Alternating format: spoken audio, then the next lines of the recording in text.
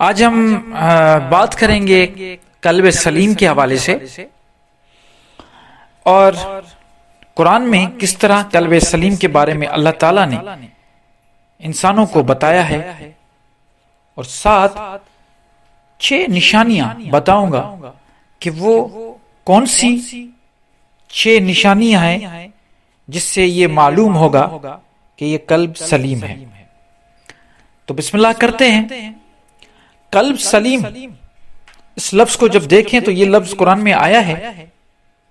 سلیم لفظ سلامتی سے نکلا ہے، مطلب وہ قلب، وہ دل جو سلامت ہے۔ اب سلامت کن چیزوں سے ہے؟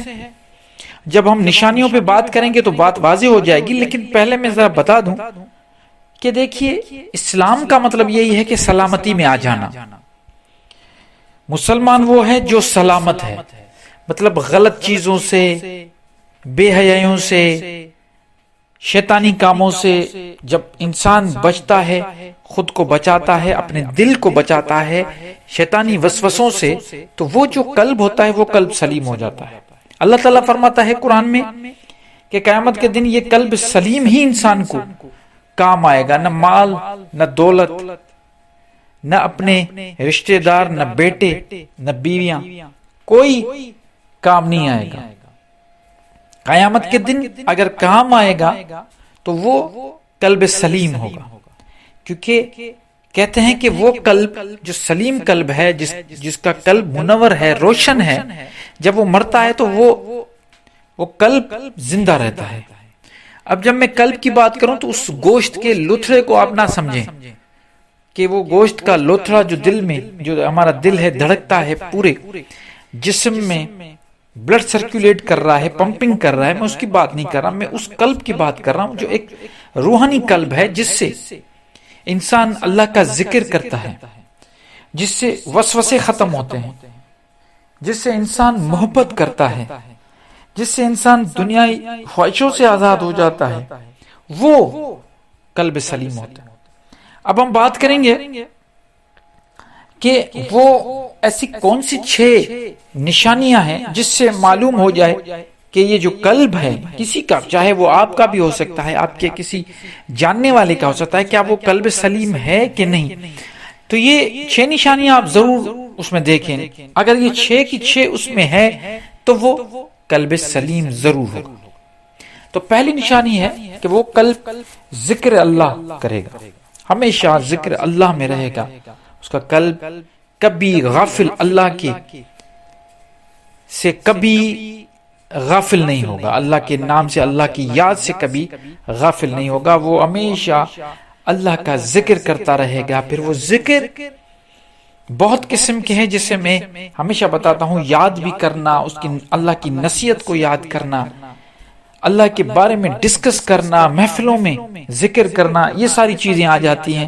اس میں اسم ذات اللہ کا جو خاص نام ہے، اسم ہے، اسم اعظم، اس کو یاد کرنا، یہ ساری چیزیں اس میں آ جاتی ہیں۔ اچھا، دوسرے نمبر پہ وہ قلب پرسکون ہوتا ہے، اس قلب کو کوئی بے چینی نہیں ہوتی، وہ کوئی جلد باز نہیں ہوتا، اس قلب میں بڑا سکون ہوتا ہے۔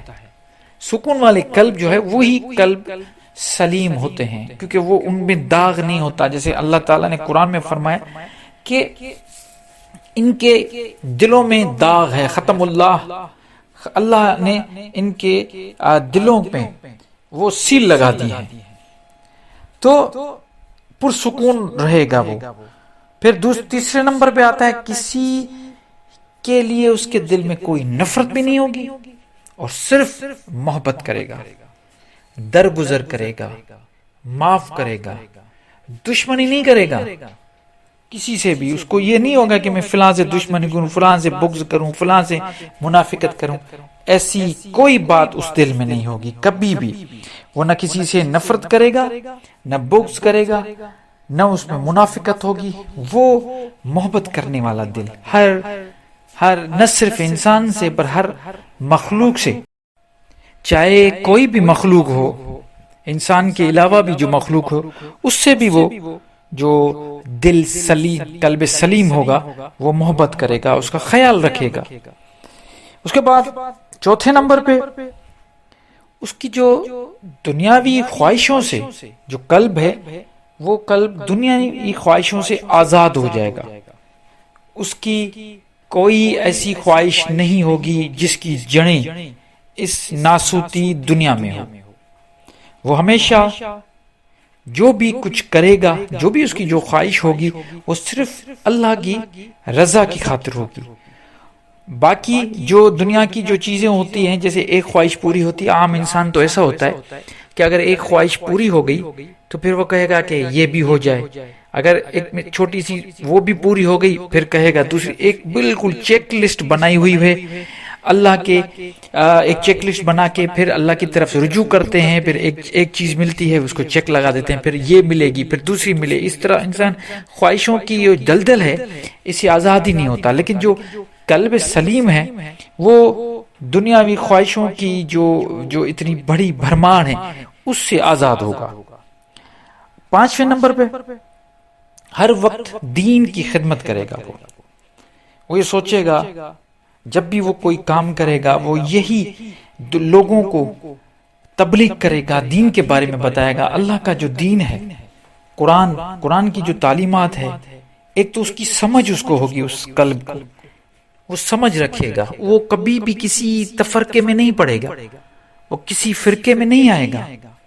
ہاں، وہ دین کی سمجھ رکھے گا، وہ کوشش کرے گا کہ جو اصل دین اللہ تعالیٰ کا ہے، جو اصل شریعت ہے قرآن کی، وہ لوگوں کو وہ سمجھائے۔ وہ 24 گھنٹے اسی کام میں لگا رہے گا۔ اور آخری چھٹے نمبر پہ وہ کبھی غمگین نہیں ہوگا، نہ اس کو کل کا ڈر ہوگا، نہ کبھی وہ غمگین ہوگا۔ اس کو اگر کوئی چیز ملتی ہے اللہ کی طرف سے اور وہ چھن جاتی ہے تو وہ کبھی اس پہ غم نہیں کرے گا، وہ یہی سوچے گا یہ چیز جو کچھ ہے اللہ نے دیا، اللہ نے واپس کر دیا۔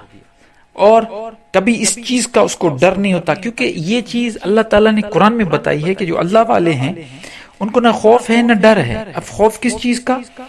اس یہ کہ کل کیا ہوگا، آج کے لیے کچھ ہم کل کے لیے کچھ جمع پونجی رکھیں، نہیں، ان کو کوئی خوف نہیں ہوگا۔ وہ یہی کہیں گا کہ اللہ تعالیٰ نے ہمیں اس دنیا میں بھیجا ہے، وہی ہمارا مالک ہے، وہی ہمارا رب ہے، وہی ہمارے پالنے والا ہے۔ ان کو خوف نہیں ہوتا کل کا۔ اور دوسرا، غمگین نہیں ہوتے۔ غمگین کا مطلب کوئی چیز ان کے پاس ہے لیکن وہ ختم ہو گئی، چھن گئی، تو وہ کہے گا نہیں، میں کیا لے کے آیا تھا، خالی ہاتھ آیا تھا میں اور خالی ہاتھ ہی جاؤں گا۔ اس دنیا میں بس جو ضرورت کی چیزیں ہیں وہ استعمال کر کے ہم نکل جائیں گے۔ تو وہ کبھی اس کے دل میں یہ چیز نہیں آئے گی، غمگین نہیں ہوگا کہ یہ چیز تھی، کیونکہ وہ صبر تحمل سے کام لے گا۔